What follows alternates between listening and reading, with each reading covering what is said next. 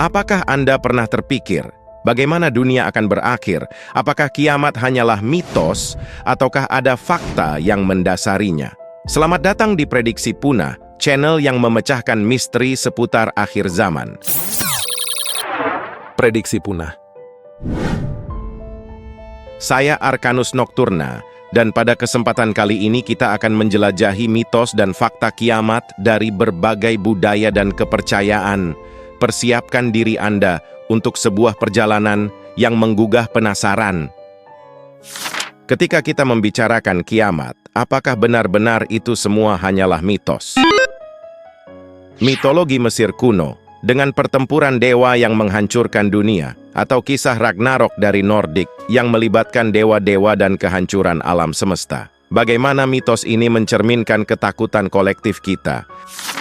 Namun, di balik mitos yang menarik, adakah fakta yang mendasarinya? Apakah nubuat Nostradamus benar-benar memiliki keterkaitan dengan kiamat? Atau mungkinkah hanya kebetulan? Kita akan melihat beberapa peristiwa sejarah yang dianggap sebagai tanda-tanda kehancuran. Sekarang, mari kita masuki dunia nubuat kuno, di mana ini menjadi dasar keyakinan tentang akhir zaman. Kitab suci, ramalan suci, dan bahkan tanda-tanda alam, semua diartikan sebagai petunjuk kiamat. Apakah nubuat ini memiliki korelasi dengan realitas atau hanya interpretasi manusia? Dalam budaya Maya, misalnya, terdapat kalender yang dianggap oleh beberapa orang sebagai petunjuk tanggal pasti kiamat. Bagaimana kepercayaan ini berkembang dan mengarah pada kepanikan global? Sambil mengeksplorasi mitos dan fakta kiamat, kita akan melakukan analisis mendalam. Bagaimana mitos-mitos ini mencerminkan ketakutan manusia dan mengapa kita begitu terpikat pada gagasan kehancuran? Mari bersama-sama mengungkap rahasia di balik mitos dan fakta kiamat.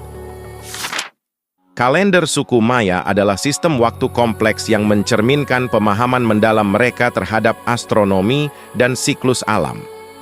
Terdiri dari beberapa siklus, salah satunya adalah kalender Hab, dengan siklus matahari 365 hari. Adapun kalender Tzolk'in, bedanya dengan Hab, kalender ini menggunakan kombinasi simbol dan angka, dengan siklus 260 hari. Bagaimana kalender ini digunakan oleh suku Maya untuk memahami waktu dan ramalan masa depan? Kalender suku Maya juga mencakup long count yang memberikan nilai numerik pada tanggal. Pada 2012, siklus long count mencapai akhirnya, memicu spekulasi dan kekhawatiran tentang kiamat.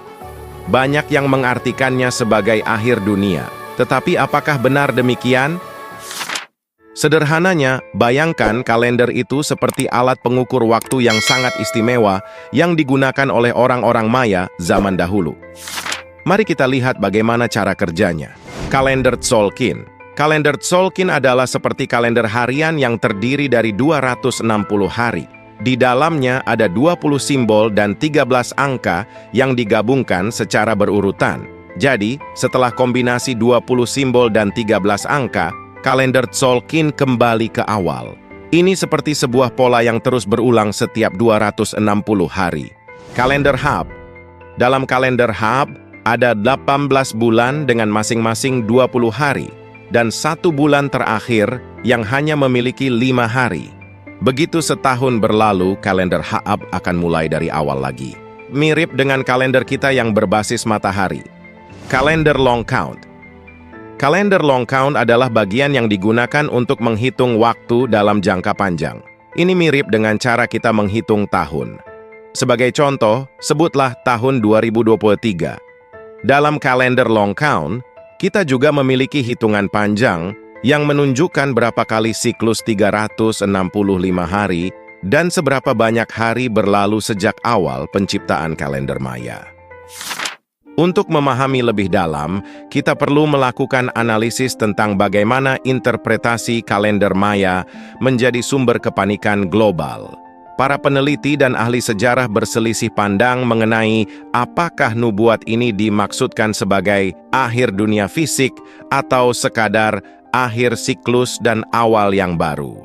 Namun, tidak dapat dipungkiri bahwa interpretasi yang dipopulerkan oleh media dan cerita-cerita sensasional telah menciptakan kepanikan di beberapa komunitas. Pada tahun 2012, banyak orang di seluruh dunia terpengaruh oleh spekulasi mengenai kiamat berdasarkan kalender suku Maya. Sejumlah berita melaporkan individu-individu yang memutuskan untuk menghindari kehidupan normal mereka karena keyakinan bahwa akhir dunia telah tiba.